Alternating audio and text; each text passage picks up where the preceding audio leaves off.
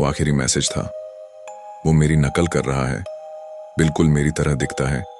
वो अभी दरवाजे के बाहर है। उसने मेरी आवाज में मम्मी को बुलाया, भाग जाओ, यहां मत आना, कभी नहीं। उसके बाद सिर्फ सन्नाटा। फोन काट दिया गया। मेरा दिल धड़कनों की जगह एक ठंडे स्थिर भय की आवाज सुन रहा था।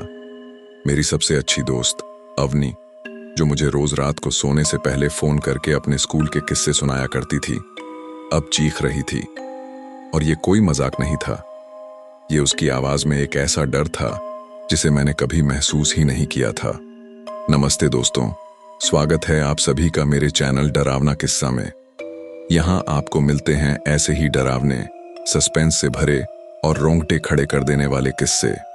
अगर आपको भूत, प्रेत, अज्ञात और अनसुलझे रहस्यों की कहानियां पसंद हैं, तो इस चैनल को सब्सक्राइब जरूर करें और घंटी का बटन दबाना न भूलें, ताकि आप हर नई डरावनी कहानी से वंचित न रह जाएं। तो चलिए शुरू करते हैं आज की कहानी। वो स्कूल जो अपने छात्रों की नकल करता था, अवनी का school, Saint Nicholas convent high school, शहर से दूर एक सुनसान पहाड़ी पर बना था। यह एक पुराना, विशाल और गॉथिक शैली में बना हुआ भवन था, जिसके ऊंचे शिखर अक्सर बादलों में छिपे रहते। लोग कहते थे कि यह स्कूल एक पुराने कब्रिस्तान के ऊपर बनाया गया था। ये एक बोर्डिंग स्कूल था और अवनी इसकी नई छात्रा थी।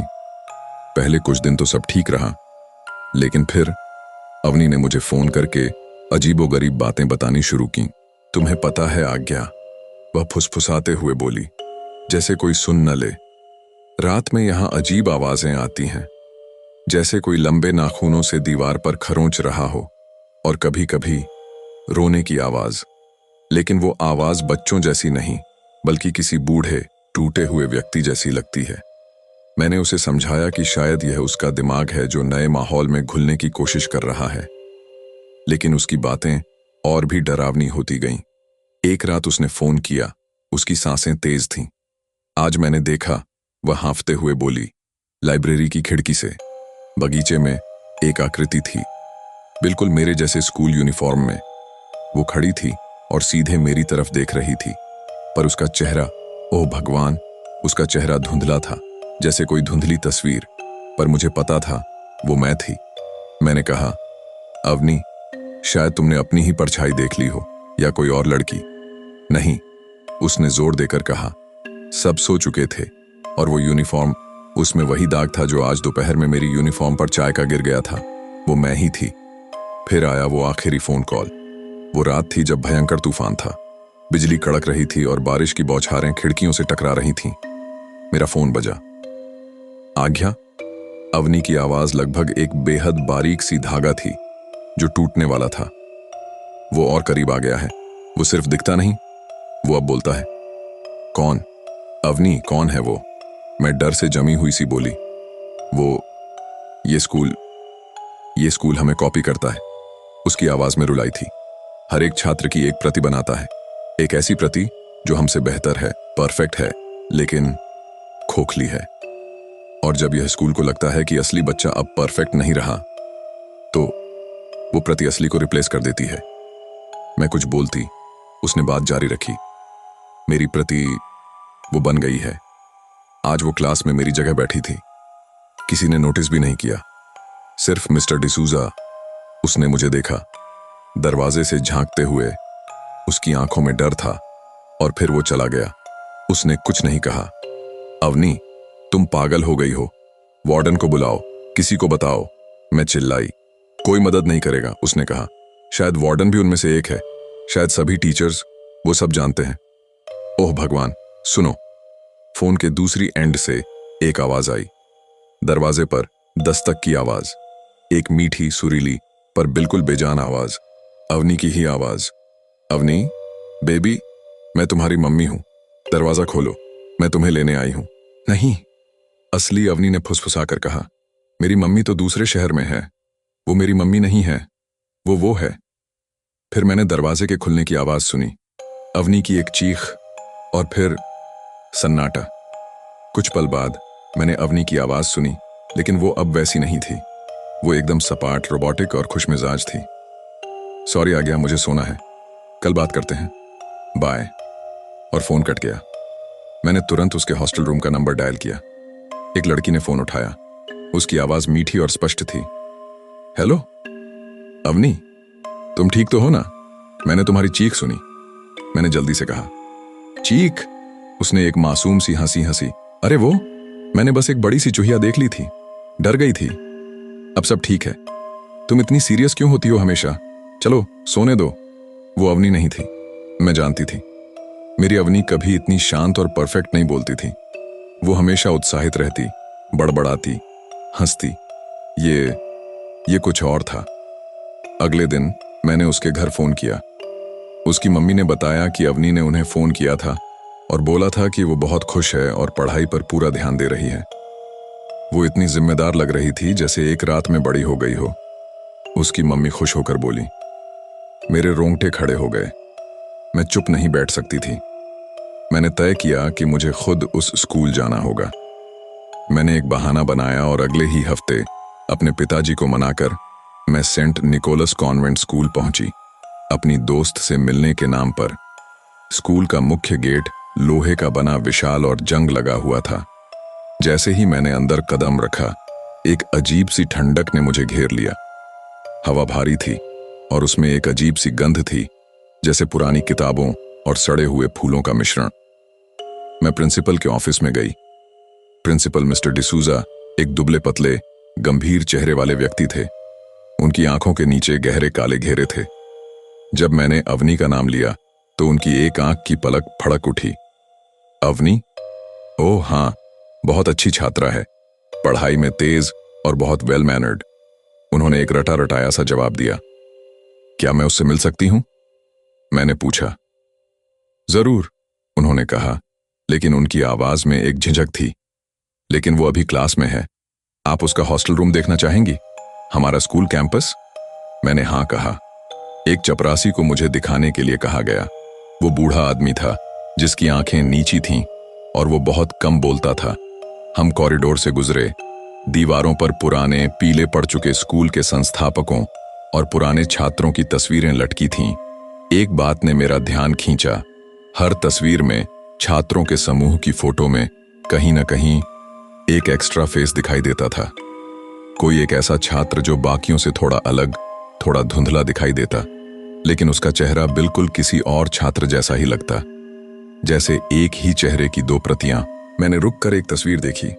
1975 की क्लास फोटो। एक लड़की थी जिसके चेहरे पर मासूमियत थी और उसके ठीक पीछे एक हूबहू वैसी ही लड़की, मगर उसकी मुस्कान खाली और भयावह लग रही थी। चपरासी ने मेरी नजर देखी। उसने आवाज लगाई, चलिए मैडम, आगे देखिए। हॉस्टल के कमरों की ओर जाते हुए मैंने एक बंद पड़े विंग का दरवाजा देखा। उस पर एक ताला लगा था, लेकिन वहां से एक तेज गंध आ रही थी। वही गंध, पुराने फूलों और फॉर्मल्डिहाइड की, जैसे साइंस लैब में रखे जानवरों के शवों की गंध। वो क्या है? मैंने पूछा। कुछ नहीं, चपरासी ने जल्दी से कहा, पुराना शेड है, चलिए। अवनी का रूम नंबर 13 था। दरवाजा खुला था। अंदर सब कुछ साफ सुथरा और परफेक्ट था। बिस्तर बिना एक शिकन के, किताबें एकदम सीधी लाइन में रखी हुई, और वहां बैठी थी अवनी। वो एक किताब पढ़ रही थी। उसने मुझे देखा और एक सहज खूबसूरत सी मुस्कान दी। आज्ञा, क्या बात है, तुम यहां कैसे? वो बिल्कुल अवनी लग रही थी। उसके बाल, उसकी आंखें, उसका चेहरा, लेकिन कुछ गड़बड़ थी।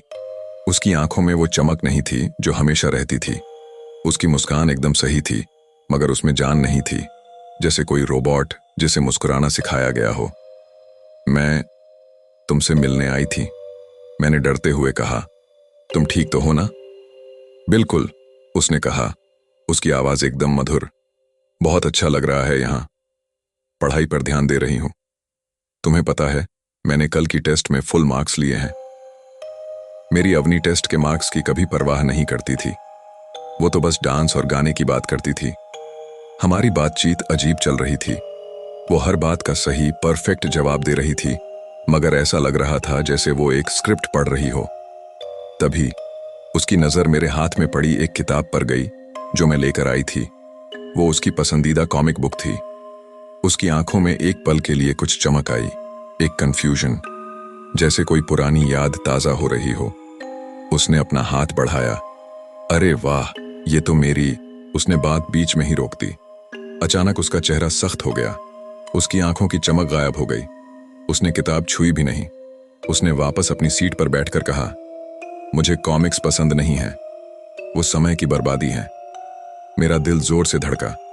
यही सबूत था जो मुझे चाहिए था। यह अवनी नहीं थी, शाम होने वाली थी। मुझे स्कूल छोड़ना था। जाते जाते मैंने प्रिंसिपल से कहा कि मैं वॉशरूम जाना चाहती हूँ।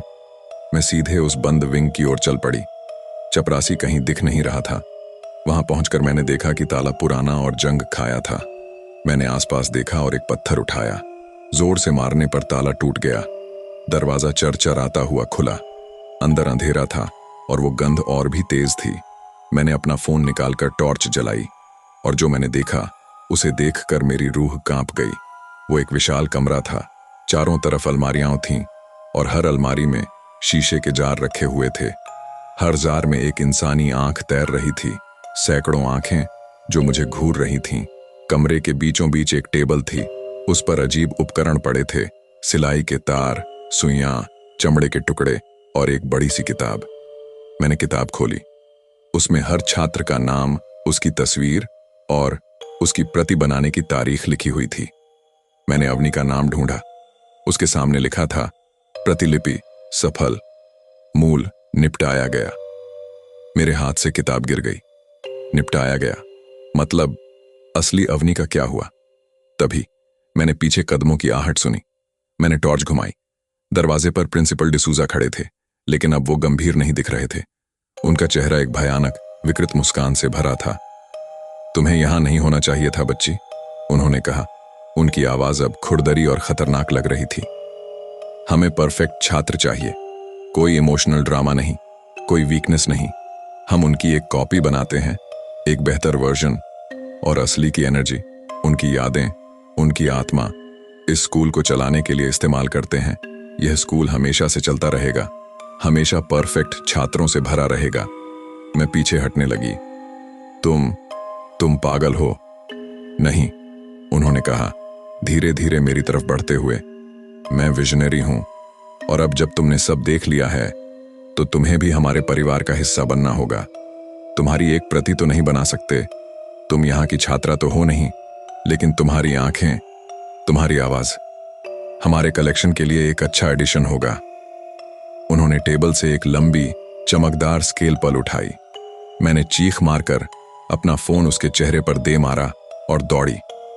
मैंने पीछे मुड़कर नहीं देखा।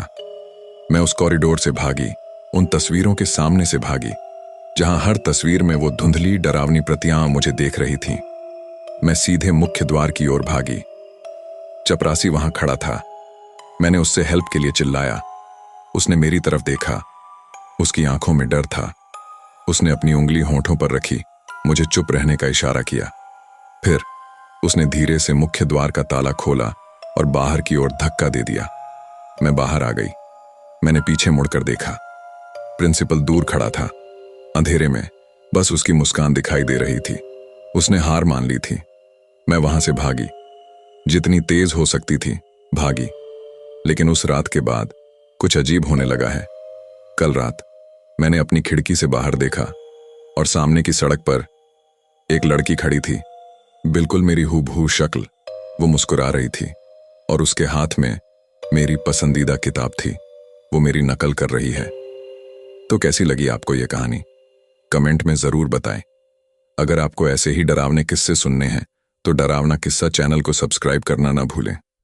अगले वीडियो तक के लिए अपना ख्याल रखें। और हाँ, अगर रात में कोई आपकी आवाज में आपको बुलाए तो दरवाजा बिल्कुल ना खोलना।